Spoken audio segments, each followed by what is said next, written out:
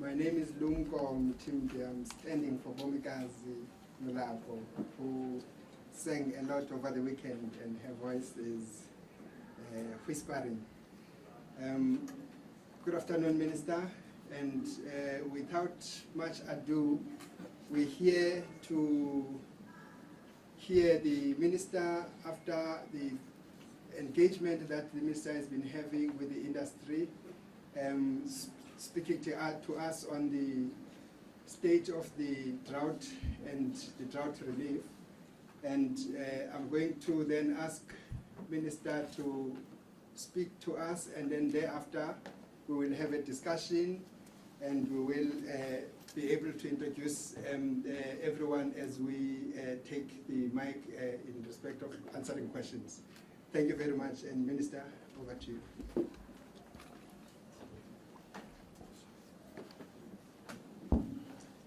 Afternoon, thanks.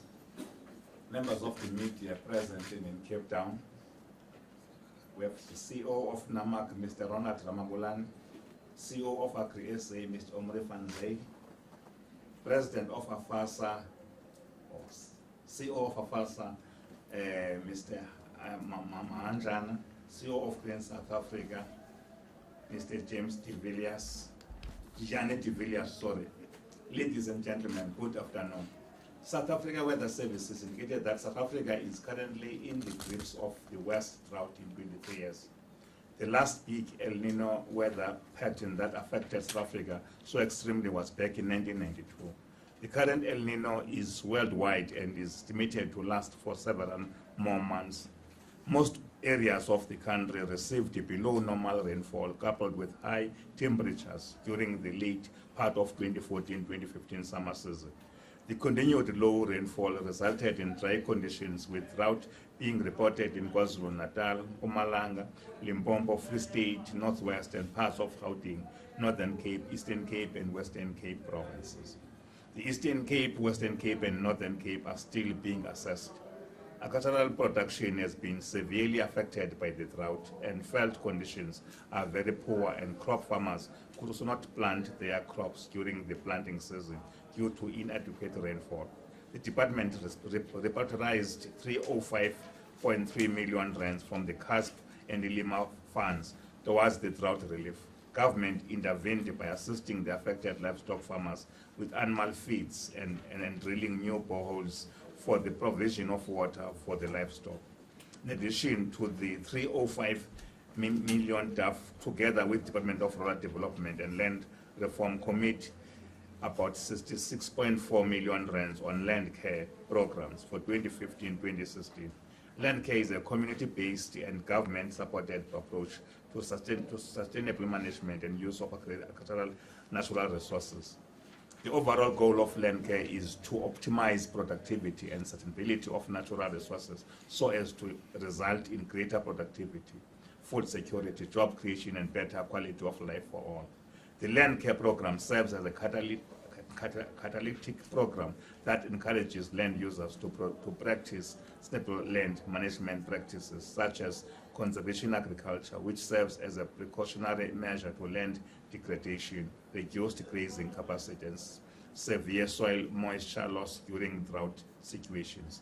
Through agriculture, forestry and fisheries, through the Department of Cooperative Governance, made a request to National Treasury for additional funds to further assist the farmers to deal with the current drought disaster. The government, through the department, is coordinating other social, human, and community development sector departments for drought response to food insecurity through the expansion of social relief and household food production support programs. From the food security perspective, reports point out that the country's infrastructure might struggle to cope with the volume of maize imports required if a drought exacerbated by El Nino weather phenomenon further disseminates the local crop. In the worst case scenario, the nation would probably need to import as much as 4 million tons of maize. A special maize forum meeting focused on drought was held this morning and well attended and coordinated. National conditions are generally poor in the maize triangle, that is Mpumalanga, Free State, and Northwest, with Mpumalanga showing optimism on maize conditions. This is there is average to above average in the eastern part, but the west is showing very poor conditions. There is also concern for the animal industry due to poor field conditions. Follow-up rain is therefore needed to sustain better maize conditions in the east. For farmers, the concern is getting production loans for the next season. About 4.7 million hectares might be harvested from the current season.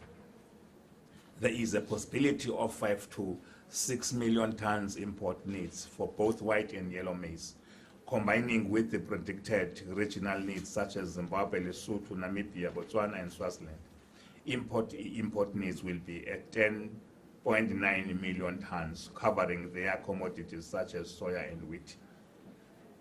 The ports have the capacity to handle import needs, better coordination of port utilization and internal logistics. Each port should be utilized as throughput areas, not storage ports, to ensure creation of space. Transnet will allocate additional trailers to match the needed capacity. There is need for internal storage capacity internally. Industry also has a logistic coordinating team which brings on board members from other areas, and the government is a player in that team. The prevailing importation concerns have been noted and will be addressed between government and industry in pursuit of seamless and legally sound importation arrangements. Government and industry will continue working together and monitoring the following: planting and production profiles, import matters, food price implications, the impact on subsistence farmers, climate conditions, and providing national updates. There is a commitment between the industry and government to work aggressively together for ensuring better and impactful relief and recovery from the drought situation. Continue to have engagement with all stakeholders regarding the drought situation to try and find solutions to this problem the country is facing. Public-private partnerships is vital in order for the country to overcome this challenge. We are continuously monitoring the current drought condition as well as spending of the allocated funds by provinces and provides the necessary advisories to farmers. We would like to call upon our farmers to be resilient, to have hope and understand that the reason we're meeting is because we're concerned. Farmers must have hope that we will do everything to make sure that they are ready to plant come the next season. We understand the condition and the troubles that if the farmer finds in the morning when he wakes up and finds that there's no possibility of rain. Thank you. Thank you very much, Minister. Before you, colleagues, is the Minister, the DG, and the leadership of the industry. We will now invite questions. If you could just identify yourself and the media house who come from, and the team will then be able to answer questions. We will start here in Tshwane and then go back to Cape Town after that round. Any questions?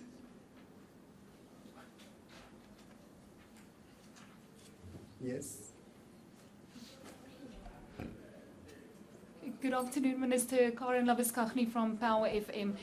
Just looking at these imports, when will we start looking at these imports? When can our country expect them coming into our country?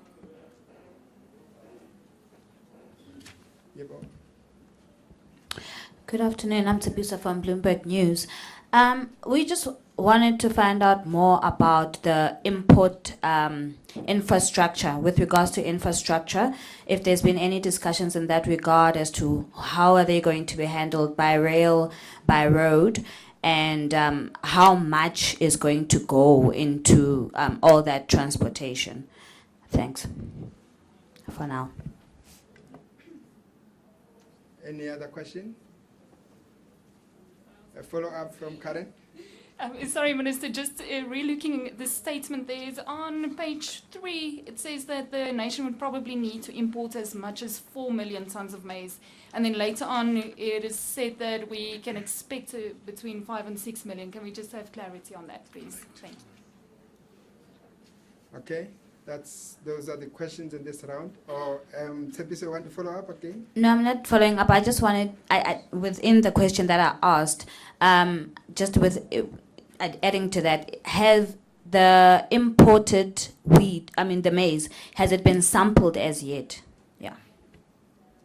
Okay, thank you for this round. Minister? Thanks. Thanks for the questions. And I'm sure the panel next to me were invited, all of them are invited to answer where they believe they can, because let me clarify first, Karen. Let me say that this figure of 4 million tons was before the meeting that set this morning. What we have taken into account this morning was that, given the figures given, what we will import will be between 5 and 6 million. That's split between white and yellow maize. So take the latest figure, but they're not concluded. The other one was only a guess before the meeting took place. On the other question that says when, I think it is urgent, because if we were to do this process, we have to make sure that we don't wait until too late, so that the process of coordination, transportation, and delivery to other areas is done in time, and also to look at the possible fluctuation in prices. So we believe that, because already we know by what time we may run off both. We may run out of both yellow and white maize. Yes. Thank you, Minister. Just we are currently in this season, and we talk about up to the end of April. We are still busy importing because we were short because of the drought situation that we had. I think we've imported something like 680,000 tons already, and it will probably run up to about 800,000 tons, let's say end of April. The numbers that Minister is talking about is from 1st of May onwards. The other question is whether we are ready in terms of infrastructure. I think in these meetings we have been meeting, including with people we've been looking at logistics. As we have said, we are ready. That's why I was saying that we must make sure that the capacity that is at the airport is not used to store any importation, so that between ships and rail there's coordination. That if everything remains the same, we believe that we'll be able to handle all this we have put up. That means that between 5 and 6 million tons of maize will be handled.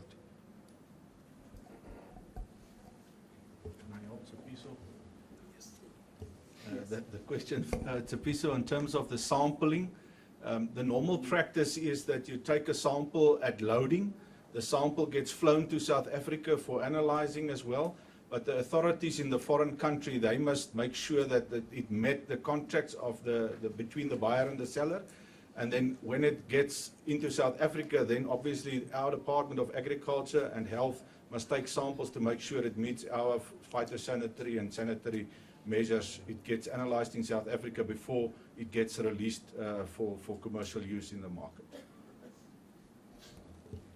Thank you. We will come back to Tshwane. Can we go to Cape Town? Thanks, Chair. We'll take Yanyan first. Thank you, Yanyan Yabar for the Sunday Times. I have a few questions.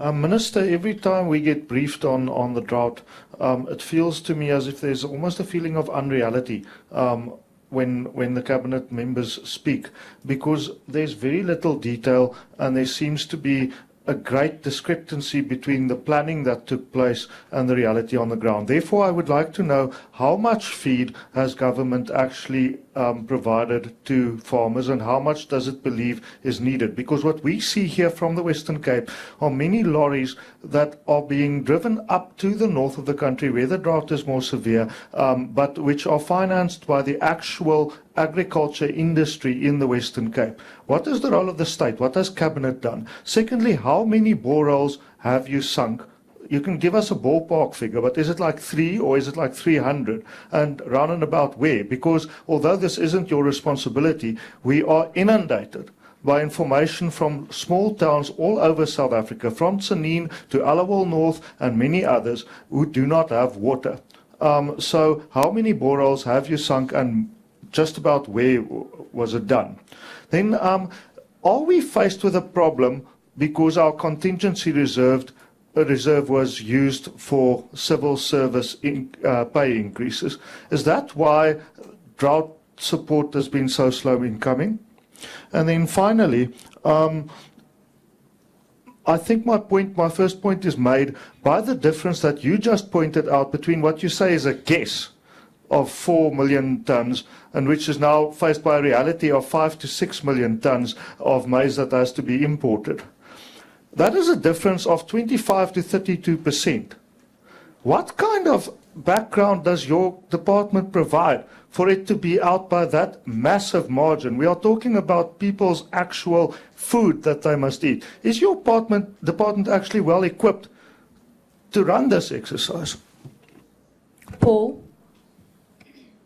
Good afternoon, Minister. Paul Vecchiota from Bloomberg.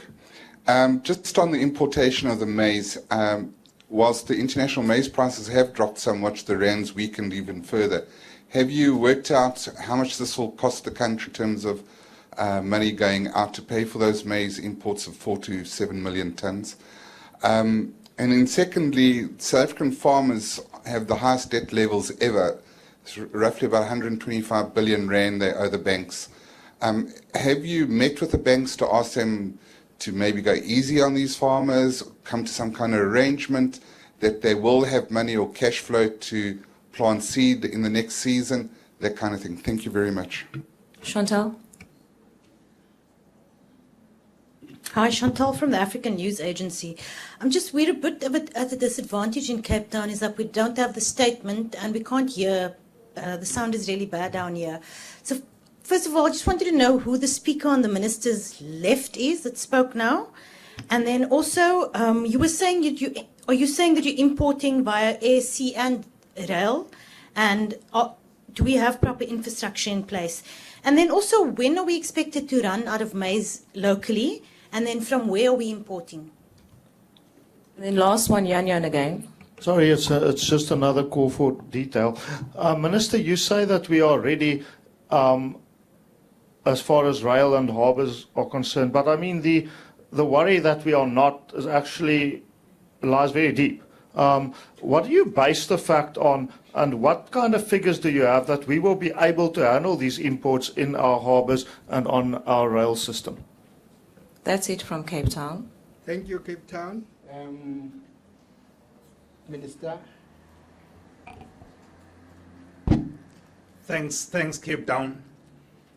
I think the issue of the government not maybe appearing to be reliable or clear, I'm not going to expand on, because we have been consistent. That's why we have made a point that in all our meetings we involve the private sector so that we speak in one voice where possible. We share because we understand the fact that it affects farmers who produce, it affects the communities who rely upon the farming products.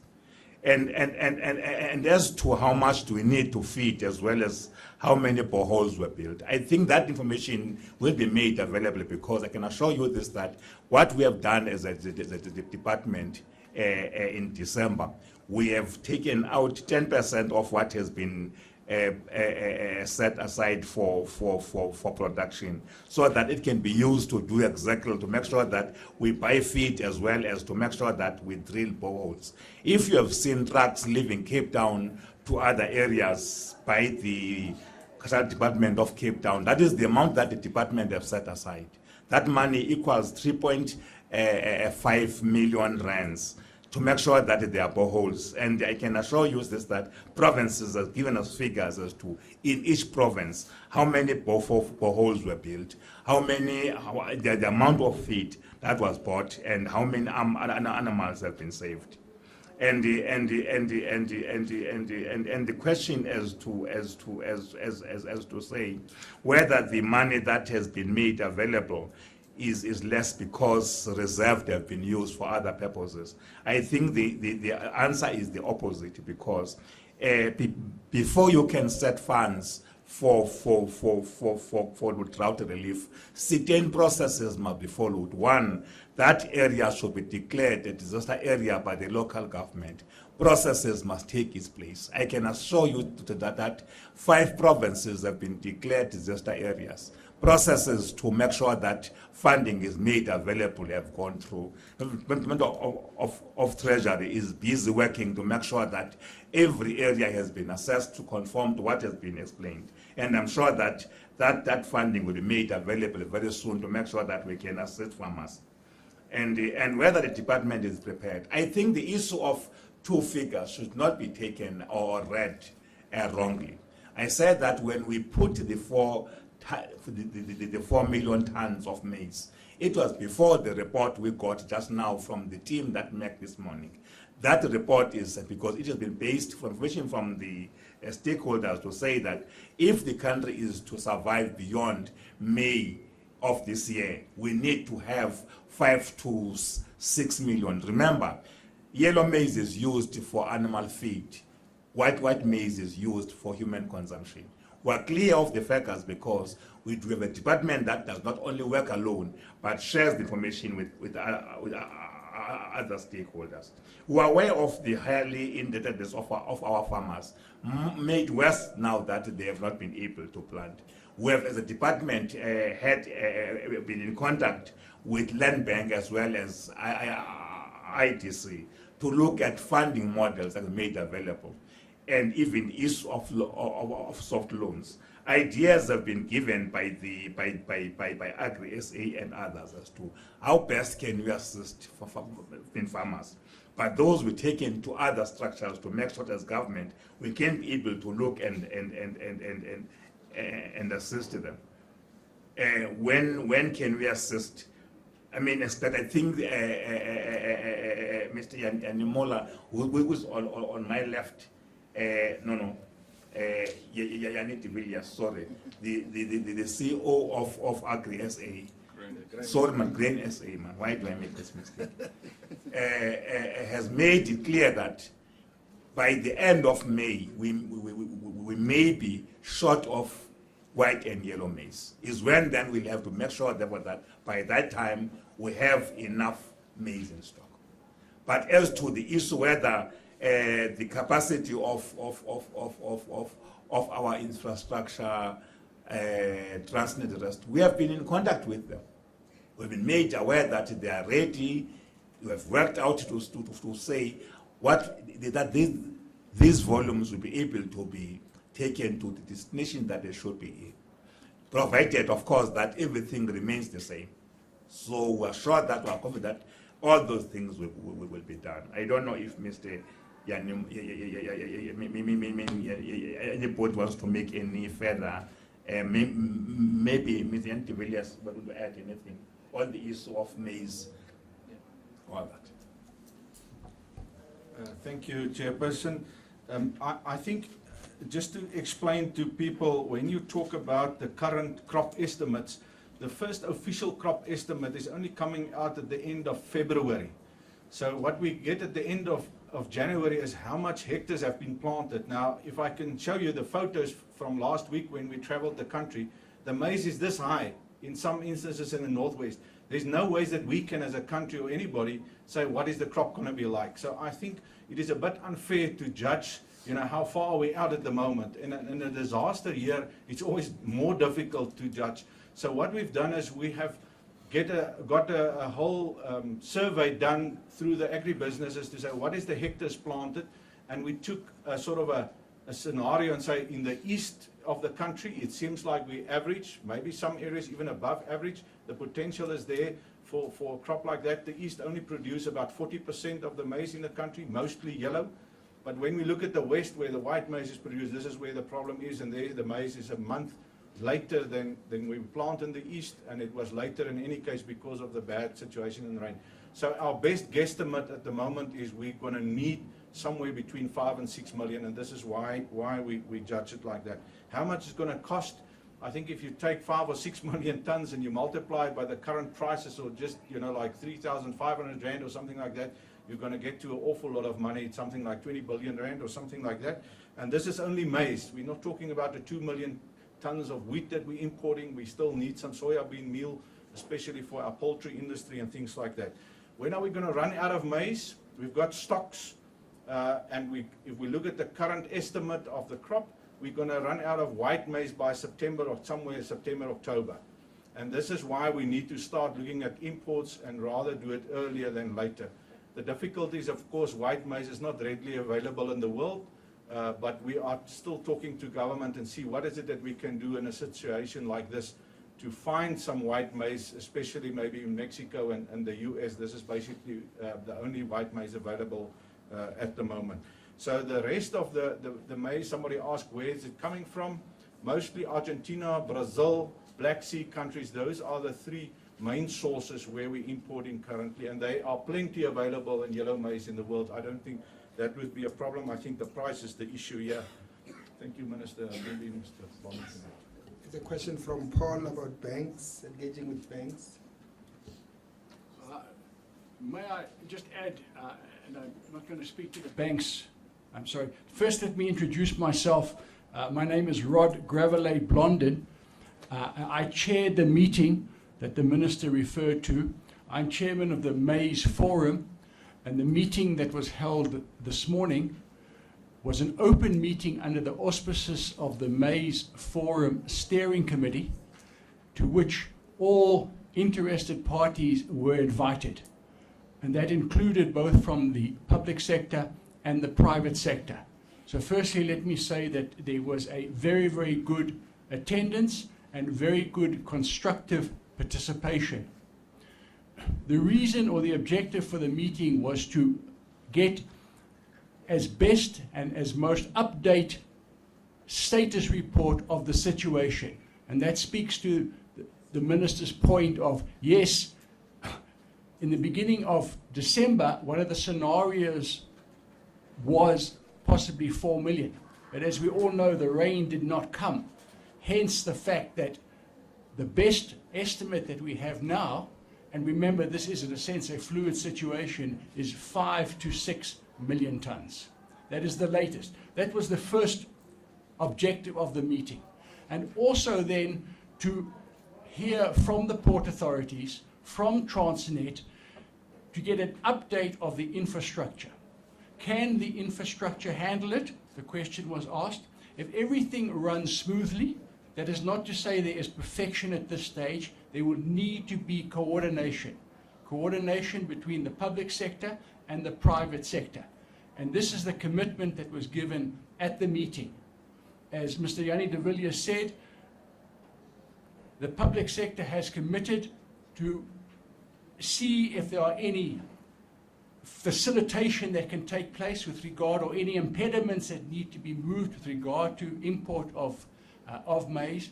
And from the private sector side, the commitment to have a committee to look at things like turnaround time, because infrastructure is not just, as the Minister mentioned, the availability of storage at ports, but the throughput.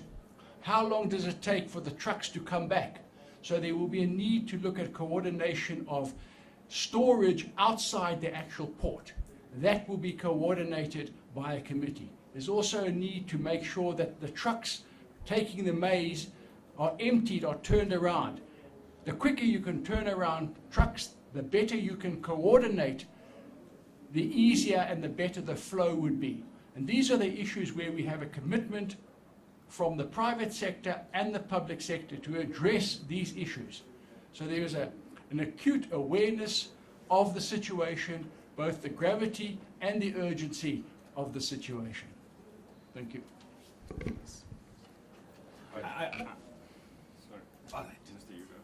Yes, on the issue of banks, I've said we have, as a department, engaged Land Bank as well as ITC. they have both committed to give farmers soft loans and other measures. Today, we have been briefed by Dr. Purchase to the fact that they have been engaging with banks, and there is a positive, but of course, we need to find avenues is to in what form farmers are assisted. So I would say that as a country, all of us were aware of the challenge we are faced with, and I'm sure we'll do all we can to make sure that farmers are able to plant come the next season. Just to add to what the Minister just said, we have a drought task team who is tasked with looking at the whole industry. We're talking predominantly about the maize industry or the grain industry right now, but there's various other industries like the livestock industry that's severely affected by the drought at the moment. Farmers have to sell off their cattle. Some of the cattle are dying on lands. And I think one of the things that came out of the discussions today and over the past month was, how do we keep our farmers in business? How do we actually get them to survive through this tough time? And one of the things that we've discussed with the commercial banks as well with the land bank, who are all part of the drought task team, is we need to look at interest rate subsidies. We need to look at credit subsidies because in reality there's going to be a cash flow situation by June, July, August this year when the next planting season starts. And we have to make sure that the right measures are in place to actually mitigate the effects of this. Now, we've done this in the past as well. It's been done in '92. So there is a system that has worked and carried us through that time. And we're obviously asking the Minister here for sufficient funding to actually help us through that time. Thank you. That covers the set of questions from Cape Town, all from Yanin, Paul, and Chantel. And Chantel, the statement is en route to Cape Town. You should get it soon. Can you now come back to Tshwane? And there's a question there and another one behind. My question is to the Minister. The warnings of the drought have been Please coming... introduce yourself. Oh, Megan van Wijngaard from Engineering News, sorry.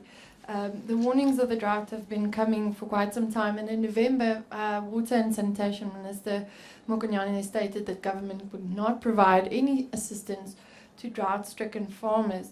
So why the change of heart, and is it perhaps not too late now to provide financial help? Hi, my name is Natasha Bree from ANN7 News. Minister, I just wanted to know, what are the plans for the public distribution system of maize?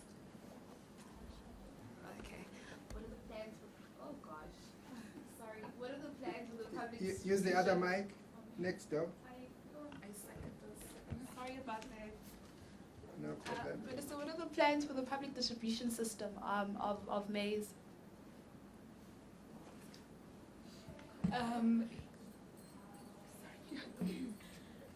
Leska from the Citizen newspaper. I just want to find out if there's an estimate amount about how much this will cost the man on the street. How much more will we be paying for maize or for wheat or for anything? Because as we know, the price of maize affects everything else. So is there a percentage as to how much this will increase by? The cost will increase by? Okay, sorry, Karen again. If the panel, I don't know, which provinces are you the most concerned about at the moment, or which province in particular? And then also, Mr. De Villiers you mentioned about 20 billion rand for maize. This figure, has it already been given the green light by government? Where is the money coming from? If we can just get more particulars around this budget that's being allocated for the import. Okay, Namak, did you want to start?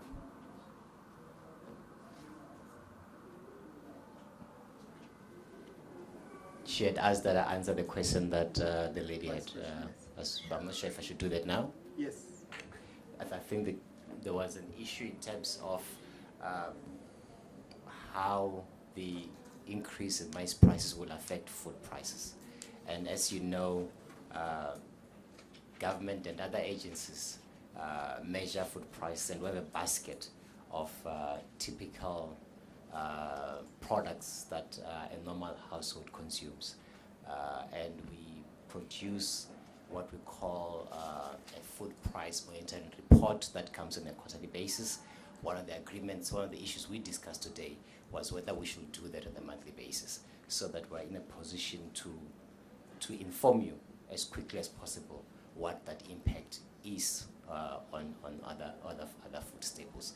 As we speak, the indications are that if we have to import 5 to 6 million tons of maize at the price at 4,500 rands, the impact on food prices on a normal basket that Stats SA uses as well will be at the region of about 25%.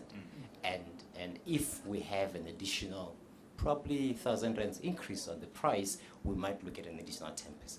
But as we speak, we're looking about 25%.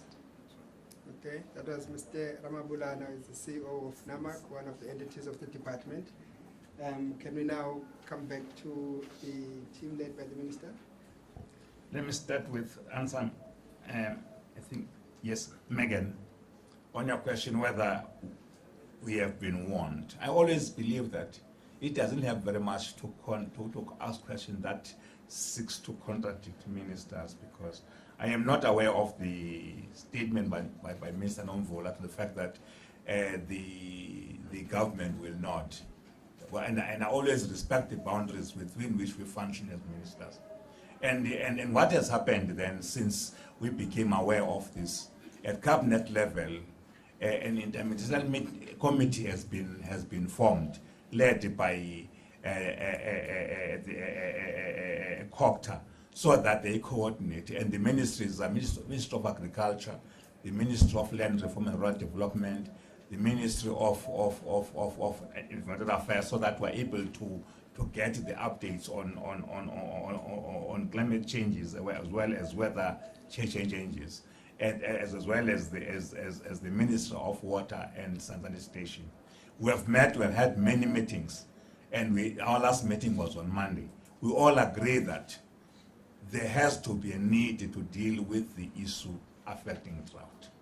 When we met at our last meeting in December, we agreed to set aside 305 million rands so that we can build boreholes, make water available, as well as to assist farmers with feed. That was done in December. It's not that we have woken up only now, and again, we have created chains to interact with industry. And I believe that we are really concerned that farmers should not believe that they are alone in this hour of need. We are all together to make sure that we create this. And what is the plan for public distribution? I think that the panelists who have been dealing especially with maize this morning as to how do we make sure that when the maize arrives in the country, it gets distributed to different areas, will deal with that. And I think the issue of how much the public will pay has been answered.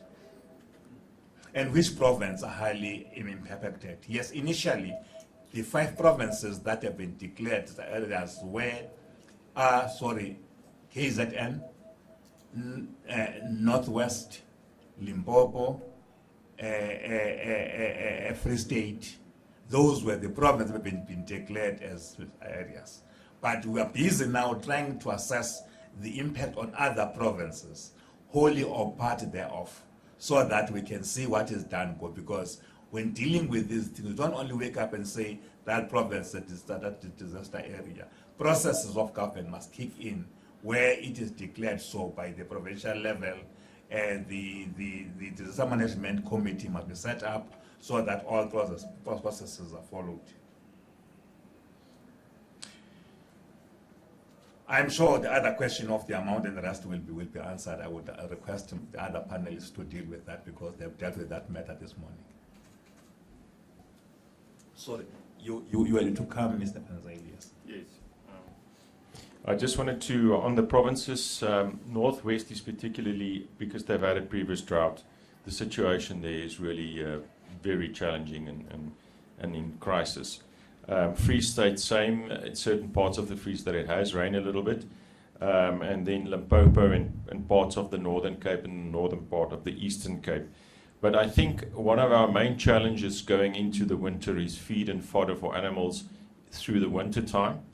And that's going to depend largely on the amount of rain we receive from now to the end of March.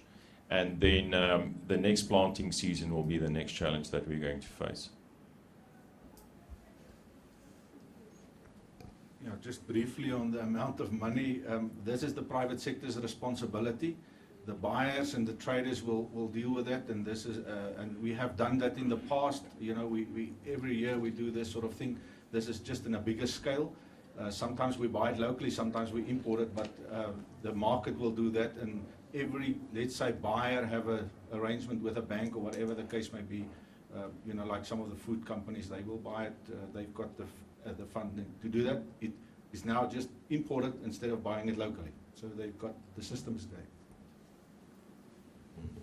Thank you. Cape Town, do you have other questions? This is the Yes, we do. Last round. Cape Town and last round, Charlie. Sure. Jolene, can we kick off with you? Hello panel, it's Jolene van Wyk from Landbou Weekblad magazine. I see you've got quite a large panel which consists of also industry players. I would like to ask from those industry players to tell us, do you think that if that government, that they really are doing enough? Whose responsibility is it? Is it government's responsibility? How far does government have the responsibility to assist farmers? And I'm talking about all the farmers in this country. Also, Minister, I don't understand what's the reason for this country not to declare this a drought a national disaster. I mean, we've got legislation, we've got a Disaster Management Act, which indicates that that says that when more than one province more than one province is declared a disaster area, then the country can be declared, then a national disaster can be declared.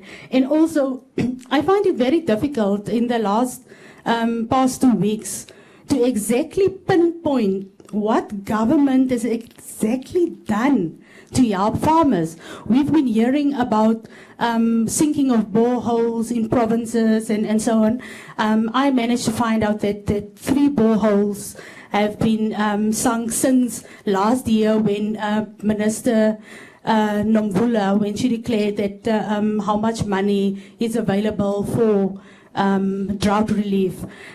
So if someone can just please tell us exactly what did government do to assist farmers? And I'm talking about all the farmers in the country. Paul? Minister Paul Vecchiato from Bloomberg. I think it was Mr. Omri van Zyl who said that in this morning's meeting you you discussed farmers in it, or discussed that there'd be a need for an interest rate and credit rate subsidy because in the situation by June or July, there will be a cash flow crunch situation. Could the panel, somebody from the panel, please elaborate on how big this cash crunch will be, what kind of interest rate and credit rate subsidies, and how much would that actually cost the national fiscus? Thank you. Yanyan? Thank you. I wish to absolutely echo Joylene's call for some sort of detail on what government has actually done. That figure that she mentioned on the number of boreholes sunk is also the figure we have. Surely it can't be right. But surely, Minister, you must know what the actual extent is of the work your cabinet is doing. Secondly, what I've not heard much about is the plight of subsistence farmers. We know that in the Umkanyakudi district in the north of KZN, cattle are dying and are actually just being set free to roam because those farmers can no longer look after the cattle. The farmers hope that the cattle will survive. We know from the Minister of Rural Development that 3 parts of KZN, and you were on that same press conference, which was also attended by Minister Mokonyane in November. So we know all the facts that were given there. But clearly it was not enough. What has government since done to address the plight of the poorest of the poor, and the people who are going to suffer most? And that's the last round from Cape Town.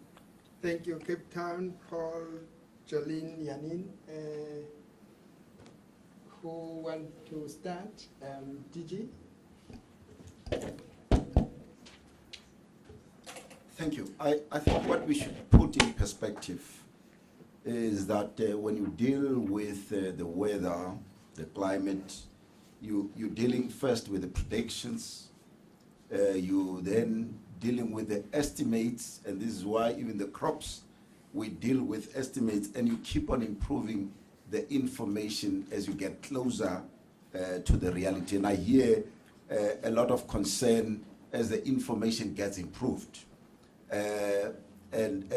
People get a sense that there seems to be a change. No, there is no change. As you get closer to the reality, you improve your information. But all the way you work on estimates, and as you get closer to reality, you improve your information situation. Yes, government has a responsibility to assist all of its citizens. But that we must make clear what that means. It's not that government would take over. Government assists. And that's exactly what we're doing. This collaboration, it's exactly intended to do that. The assistance entails collecting the information, providing the early warning information, creating and improving awareness. But in this particular case, Minister has already indicated two processes. The one, the information collected through the normal process in terms of the Act, through the National Disaster Management Center to the fiscus to determine what assistance is the country able to provide. In the interim, Minister has announced that there has been assistance given in the interim to provide assistance for feed and for drilling of boreholes, and Minister is addressing himself to the agricultural drought assistance to supply water for livestock.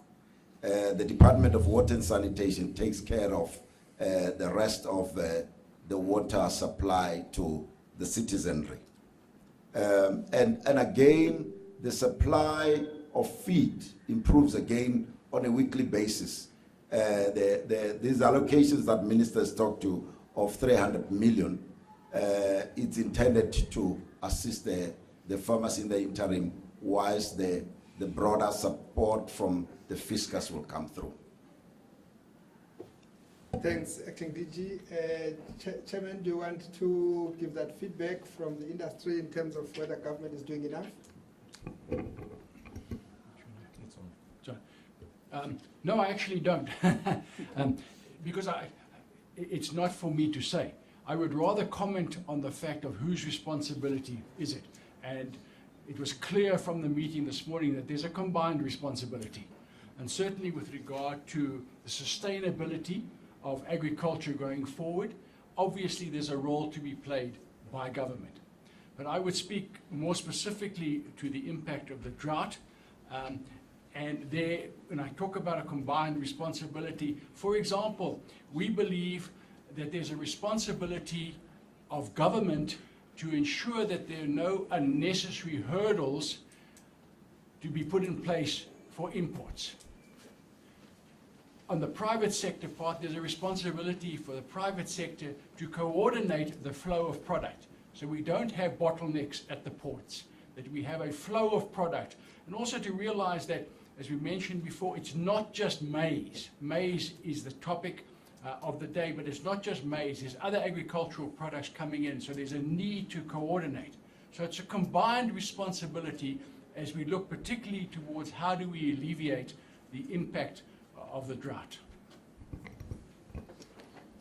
Look, I think the reality is we're sitting with a national emergency here. And quick action and decisive action is needed from now until we've alleviated this crisis. And we've had the discussions with the minister, and I think the department knows this. So in terms of action going forward, it's very, very important that we work together towards implementing these things now practically, because farmers are already transferring feed from everywhere in South Africa to the Northwest and Free State and KZN, and the guys are making plans and out there, but we really need to elevate this now to the next level. Just on the credit guarantee thing, we will be in a position to give a more definitive answer by the end of this month, when the drought task team will come up with our report with regards to exactly what the extent of the credit required will be. Thank you. Can we have the acting DG answering the National Disaster Management Center process, and then after that, Minister will answer the closing round. The question that has been asked, why are we not declaring this disaster as a national disaster? There are processes that are being followed. To date, 5 provinces have been declared, and in some provinces, some parts. And we're following the process. It cannot just be willy-nilly that government decides it is a national disaster without following a due process. And we're going in that direction. And I believe at the right time, if the conditions, the facts, meet the requirements of a national disaster declaration, that will be done.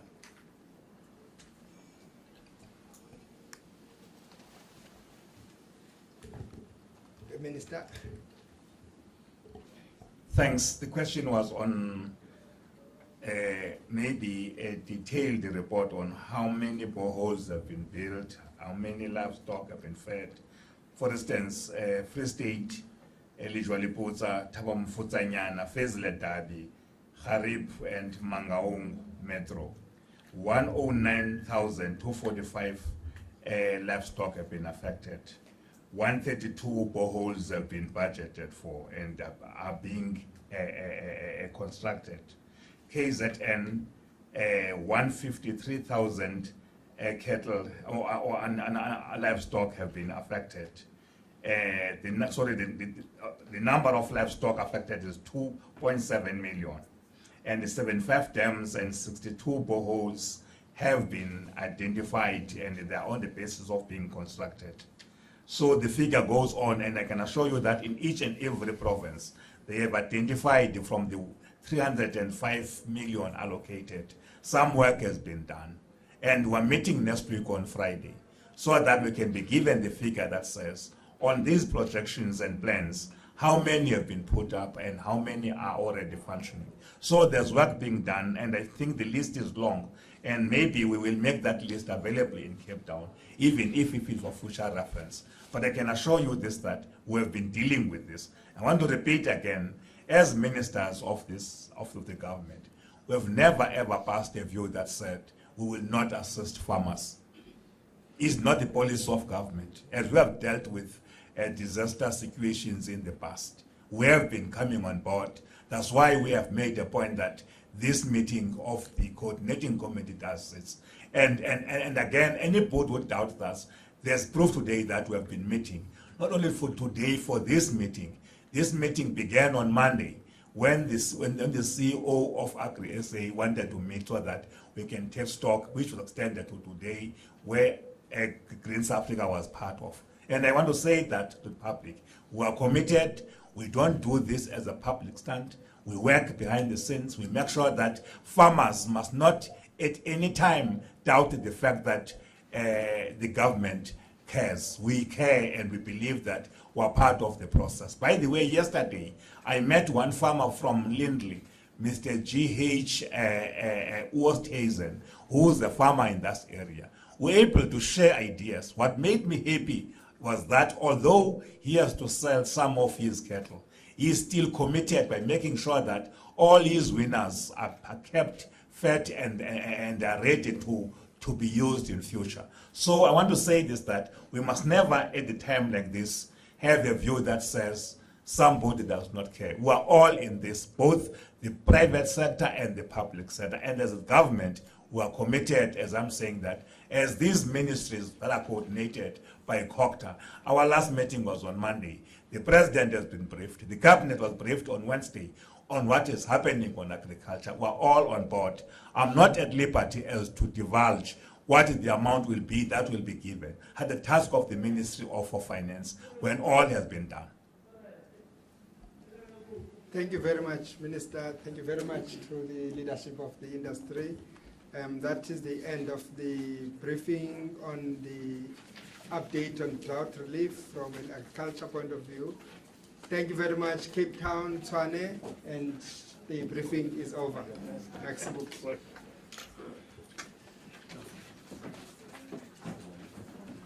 Thanks. Thank you. Thank you.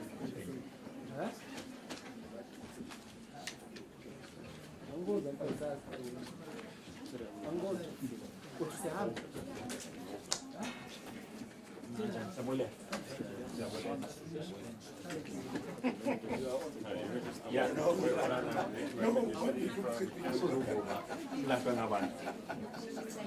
I know what I like about the working relationship between the government. I think it's very good.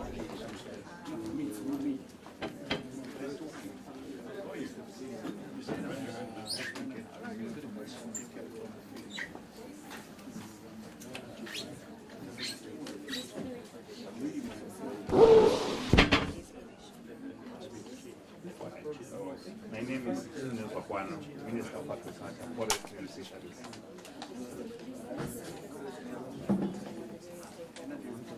I'm justified because I can see that everybody is committed.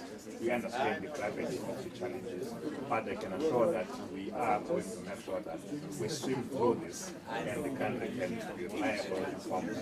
We will not run out of any of the commodities that people use for their No, just talk. Come up with something.